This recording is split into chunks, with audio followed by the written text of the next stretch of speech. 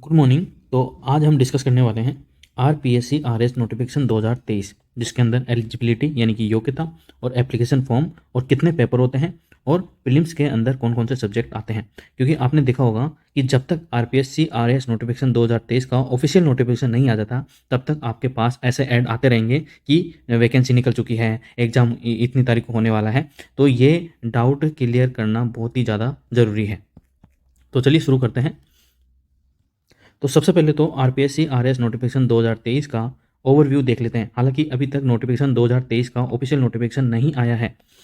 तो organisation name आपको ये तो पता ही होगा कि आरपीएससी है, यानी कि Rajasthan public service commission. Number of post अभी ऑफिशियल नहीं है। एप्लीकेशन स्टार्टिंग डेट वो भी अभी तक नहीं आई है। एप्लीकेशन क्लोजिंग डेट, क्योंकि अभी स्टार्टिंग ही नहीं आई है तो क्लोजिंग कहाँ से होगी। कैटेगरी आरपीएससी रिक्रूटमेंट, यानी कि राजस्थान पब्लिक सर्विस कमीशन इसका रिक्रूटमेंट करता है। जॉब की जो लोकेशन होने वाली है वो राजस्थान के अंदर होने वाली है। और जैसा कि अशोक गहलोत ने हाल ही में 19 नए जिले घोषित किए हैं, उसी के आधार पर अब राजस्थान के अंदर 50 जिले हो जाएंगे और संभाग कितने हो जाएंगे, 7 से बढ़कर 10 संभाग हो जाएंगे। सिलेक्शन का जो प्रोसेस होगा वो प्रीलिम्स यानी कि पहली प्रीलिम्स होगी, यानी कि जो शुरुआती एंट्रेंस एग्जाम होगा। उसके बाद मेंस होगा, मुख्य परीक्षा होगी, और उसके बाद इंटरव्यू होगा, यानी कि आपका साक्षात्कार होगा। इन्हीं 3 प्रोसेस के साथ आपका सिलेक्शन होगा और फिर ट्रेनिंग दी जाती है। ऑफिशियल वेबसाइट आप rpsc.rajasthan.gov.in के ऊपर भी जाके चेक कर सकते हैं।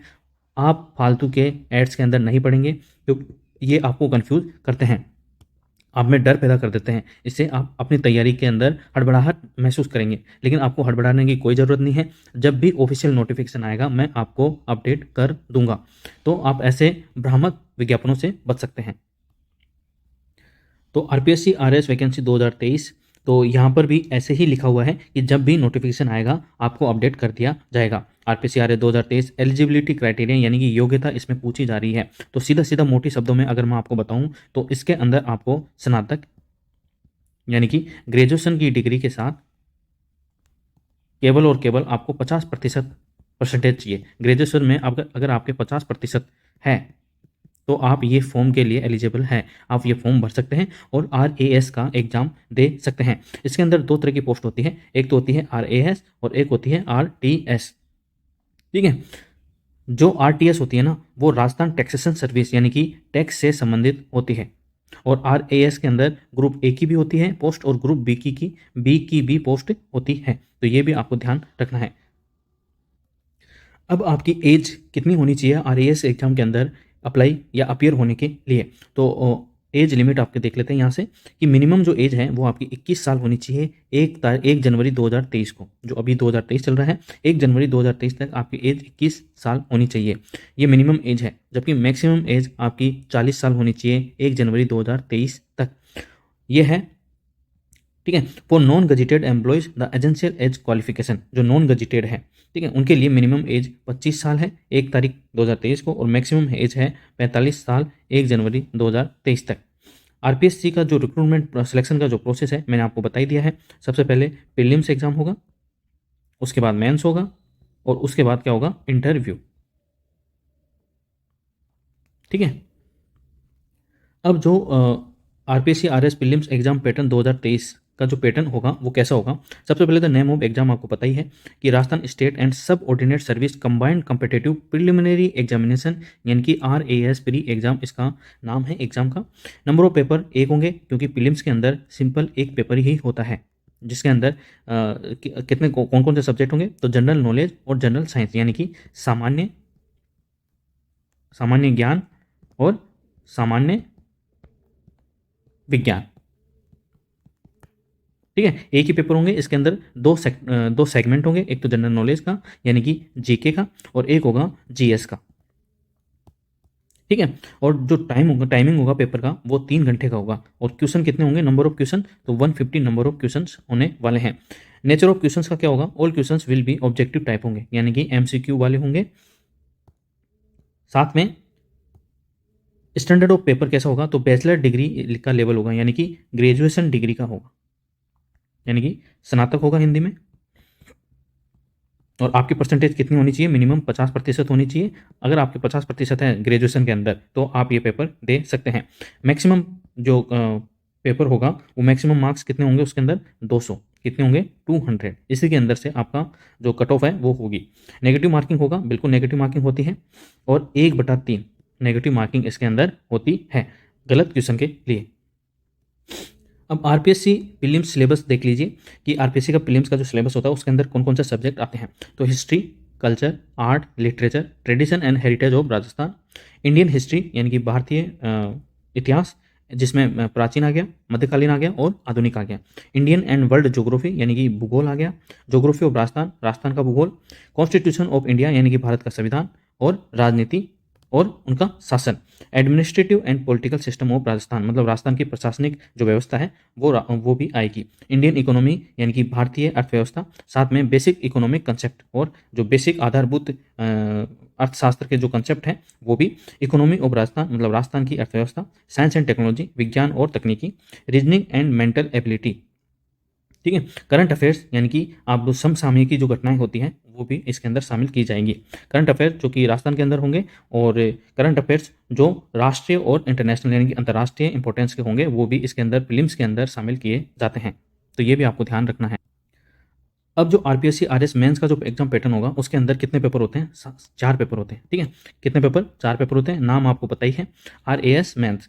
तो आरएएस एग्जाम जो सब्जेक्ट होंगे वो GS1, GS2, GS3 और जो चौथा पेपर होता है वो जनरल हिंदी और जनरल इंग्लिश का होता है। ये कंपलसरी होता है। क्या होता है, कंपलसरी, और मतलब कंपलसरी का मतलब अनिवार्य पेपर होते हैं, ये तो आपको देने ही देने। टाइमिंग हर एक पेपर का 3 घंटे का होगा। कितने घंटे का, 3 घंटे का होगा।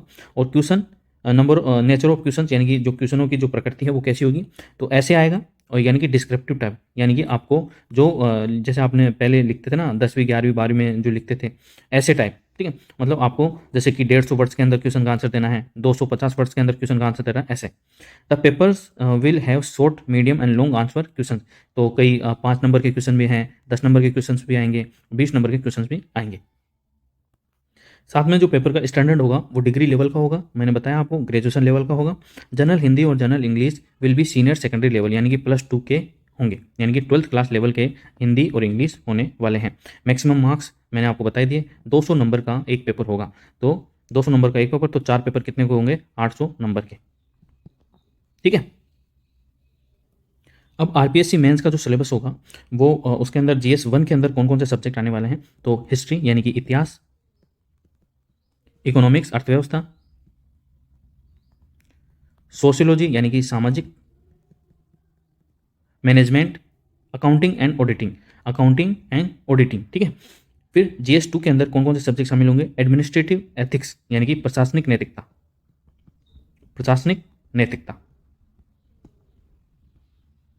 जनरल साइंस एंड टेक्नोलॉजी यानी कि सामान्य विज्ञान एंड तकनीकी, अर्थ साइंस यानी कि पृथ्वी विज्ञान, और GS3 के अंदर Indian political system, world politics and current affairs शामिल होंगे। Concepts, issues and dynamics of public administrative यानी कि जो सार्वजनिक प्रशासनिक व्यवस्था है वो भी आपको इसके अंदर GS3 के अंदर मिलने वाली है। और GS3 के अंदर sports and yoga, behaviour and law, ये भी आपको इसके अंदर शामिल होने वाला है। GS3 के अंदर जो पेपर होगा 200 नंबर का। साथ में जनरल हिंदी और जनरल इंग्लिश, जनरल हिंदी जिसके अंदर ग्रामर, उसका उपयोग, कॉम्प्रीहेंसिव यानी कि गद्यांश, ट्रांसलेशन यानी कि आपको ट्रांसलेशन करना पड़ेगा हिंदी से इंग्लिश और इंग्लिश से हिंदी में, प्रेसाइज यानी कि आपको एक गद्यांश दे दिया जाएगा और उसका शॉर्ट में आपसे उत्तर मांगा जाएगा, कंपोजिशन एंड लेटर राइटिंग यानी कि पत्र लेखन। फिर इंग्लिश के अंदर ग्रामर वही same, comprehension, translation, precise, composition और लेटर राइटिंग, ये आपको जनरल हिंदी और जनरल इंग्लिश यानी कि GS जो पेपर 4 होगा उसके अंदर शामिल होगा, पेपर 4 के अंदर, ठीक है। अब जो आपके पास